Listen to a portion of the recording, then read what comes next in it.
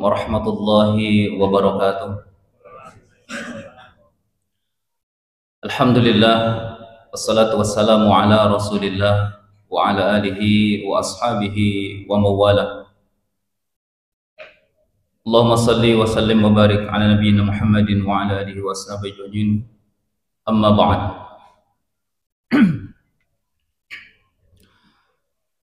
Alhamdulillah jamaah rahimakumullah, di malam hari ini kita masih diberikan kesempatan oleh Allah Subhanahu wa taala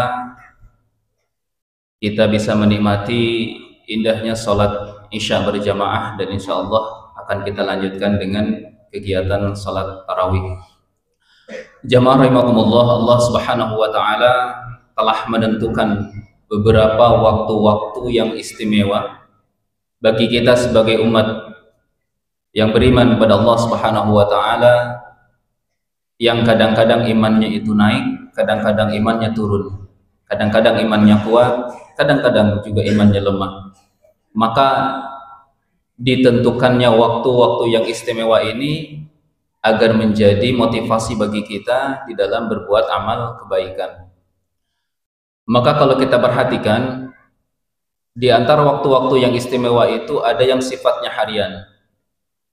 Ada kemudian di setiap hari itu waktu yang istimewa, seperti waktu-waktu sholat atau waktu di sepertiga malam yang terakhir, yang itu merupakan waktu yang istimewa yang telah Allah tentukan bagi kita. Kemudian juga ada waktu yang istimewa itu yang sifatnya pekanan. Bagaimana kemudian yang disampaikan oleh Rasulullah SAW, inna min fadli ayyamikum yaumul jumu'ah, yang kita kenal dengan Sayyidul Ayyam, yaitu di hari Jumat. Maka kemudian posisi ini akan berbeda. Hari Jumat dengan hari Sabtu itu akan berbeda. Jumat dengan Ahad juga akan berbeda, karena Jumat itu diistimewakan oleh Allah Subhanahu wa taala. Kemudian ada yang sifatnya bulanan. Sebagai contoh adalah di tanggal 13, 14 dan 15 yang kita kemudian disunahkan untuk berpuasa Ayyamul Bid. Bid itu dari kata baydun yang artinya putih, karena bulan di tanggal-tanggal itu sangat cerah. Kemudian ada yang sifatnya tahunan. Sebagai contoh adalah bulan yang kita berada di dalamnya di hari ini, yaitu bulan Ramadan yang penuh dengan keutamaan. Maka orang-orang yang kemudian lulus dari bulan Ramadan ini kan luar biasa. Mereka akan mendapatkan gelar muttaqin, orang-orang yang bertakwa, orang-orang yang dijanjikan oleh Allah Subhanahu wa taala akan masuk ke dalam surganya yang penuh dengan kenikmatan. Maka kita sebagai orang yang beriman, karena puasa itu diwajibkan kepada orang yang beriman, ya ayyuhalladzina amanu, orang-orang yang beriman yang disuruh, kita nanti keluar dari bulan Ramadan akan menjadi orang yang bertakwa, yang dijanjikan oleh Allah Subhanahu wa taala surga yang penuh dengan kenikmatan. Maka bagaimana kita memantaskan diri menjadi orang-orang yang kemudian nanti akan istilahnya mungkin kalau anak-anak sekolah itu diwisuda menjadi orang-orang yang bertakwa. Maka kita bisa mengambil ibrah salah satu kisah yang sudah banyak disampaikan oleh para ustadz, para mubaligh, para kiai. Bagaimana kemudian ketika Rasulullah bertanya kepada seorang pemuda yang bernama Harithah. Ini salah satu prototipe orang yang bertakwa yang kemudian nanti dijanjikan Allah Subhanahu wa taala masuk ke dalam surganya. Harithah ini kan seorang pemuda yang mana Rasulullah sallallahu alaihi wasallam ini punya kebiasaan selesai salat subuh itu bertanya kepada para sahabat, kaifa asbahta? Kaifa asbahtum? Bagaimana kabarmu di pagi ini? Ya. Maka kemudian ketika ditanyakan kalimat itu, pertanyaan ini kepada sahabat pemuda yang bernama Harithah, Harithah menjawab, pagi ini saya baik-baik saja dan dalam keadaan beriman kepada Allah Subhanahu wa taala. Tetapi tidak sampai di situ, jawabannya panjang. Jawabannya sampai ditambah seperti ini. Wa ka'anni ara arsya rabbi bariza. Ya Rasulullah, aku bayangkan seolah-olah arsy Tuhanku ini muncul di hadapanku. Artinya apa? Harithah ini di dalam kesehariannya sengaja merasa selalu diawasi oleh Allah Subhanahu wa taala. Sehingga apa? Wa ka'anni ara arsya rabbi bariza, seolah-olah aku melihat arsy Tuhanku itu muncul di hadapanku. Allah senantiasa mengawasiku. Dan dia kemudian mengatakan, ditambah kepada Rasulullah sallallahu alaihi wasallam, wa ka'anni ara ahlal jannati yatana'amuna fiha, dan seolah-olah aku melihat penghuni surga itu sedang menikmati fasilitas-fasilitas yang ada di surga. Dibayangkan ketika dia akan mengamalkan amalan kebaikan, maka itu adalah balasannya. Wa ka'anni ara ahlan nari yastarikhuna fiha, dan seolah-olah aku melihat, aku senantiasa bayangkan bagaimana pedihnya orang-orang yang berada di dalam neraka disiksa oleh Allah Subhanahu wa taala. Fa ajabtu nafsi anid dunya fa adma'tu nahari washartu laili. Kata beliau, maka aku senantiasa berhati-hati terhadap dunia, maka aku perbanyak sujudku di malam hari dan aku berbanyak puasaku di siang hari. Begitulah salah satu contoh, ya, perilaku, sikap pribadi seorang calon ahli surga. Senantiasa mengingat Allah Subhanahu wa taala ketika dia akan melangkah, selalu berhati-hati. Bukankah itu salah satu ciri orang yang bertakwa?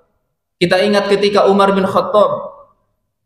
Umar bin Khattab itu ketika menjadi khalifah pernah bertanya kepada sahabat yang bernama Ubay bin Ka'ab, seorang ulama di karangan para sahabat. Umar bin Khattab bertanya, wahai Ka'ab, sebenarnya apa itu takwa? Maka Ubay bin Ka'ab menjawab, takwa itu seolah-olah seperti engkau berjalan di malam hari, jalanan gelap, licin, dan penuh dengan duri. Maka apa yang akan kau lakukan? Maka kata Umar bin Khattab, tentu aku akan berhati-hati. Itulah takwa, senantiasa berhati-hati. Karena apa? Duri-duri dunia ini banyak sekali. Salah melangkah, celaka kita. Gitu ya. Itu kehidupan dunia. Maka kemudian apa yang terjadi dengan Harithah tadi? Di bulan Ramadan, di tahun kedua Hijriah, kemudian terjadi perang Badar. Harithah ikut turut serta menjadi prajurit di sana. Singkat cerita, pulanglah orang-orang itu dari Badar. Rombongan pertama pulang, dilihatnya oleh ibunda Harithah, tidak ada anakku pulang. Rombongan kedua, sampai rombongan terakhir tidak ada. Mana ini Harithah? Maka kemudian ibunda Harithah ini melapor kepada Rasulullah SAW, ya Rasulullah, aina Harithah? Wahai Rasulullah, di mana Harithah anakku ya Rasulullah? Ya. Di mana anakku? Ya. Apakah aharithatun fil jannati fa'afrah? Apakah Harithah sekarang sudah berada di surga? Maka aku akan sangat senang sekali. Am fi ghairi dzalika fa'ajtahidu fil buka? Ataukah anakku Harithah sekarang tidak berada di surga tapi di tempat yang lain? Maka aku akan sungguh-sungguh di dalam menangisinya. Maka kemudian kata Rasulullah SAW, ya Umma Harithah, innaha jinanun fil jannah, wa inna ibnaki asobat firdausal a'la, wa inna firdaus a'lal jannah wa aghlaha wa saqfuha arsyur rahman. Wahai ibunda Harithah, surga itu memiliki tingkatan-tingkatan, dan anakmu saat ini berada di surga Firdaus. Dan ingatlah, Firdaus itu adalah surga yang paling tengah, surga yang paling tinggi, surga yang paling mahal, dan atapnya dari Firdaus itu adalah arsyur rahman, arsy Allah Subhanahu wa taala yang maha rahman. Maka tenanglah kemudian ibunda Harithah tadi, ternyata anakku sudah mati syahid. Anakku kemudian dijanjikan oleh Allah Subhanahu wa taala surga yang penuh dengan kenikmatan. Maka begitulah salah satu contoh orang yang kemudian hidupnya bertakwa, orang yang hidupnya senantiasa takut kepada Allah Subhanahu wa taala. Yang sebagaimana kita ketahui, definisi dari takwa itu adalah imtitsalu awamirillah wajtinabu nawahi. Menjalankan perintah Allah, kemudian menjauhi larangannya. Maka orang-orang yang bertakwa akan senantiasa takut ketika dia tidak bisa memenuhi, melaksanakan perintah-perintah Allah, dan takut untuk melanggar larangan-larangan Allah. Maka begitulah kita, seyogianya, sepantasnya hidup di dunia.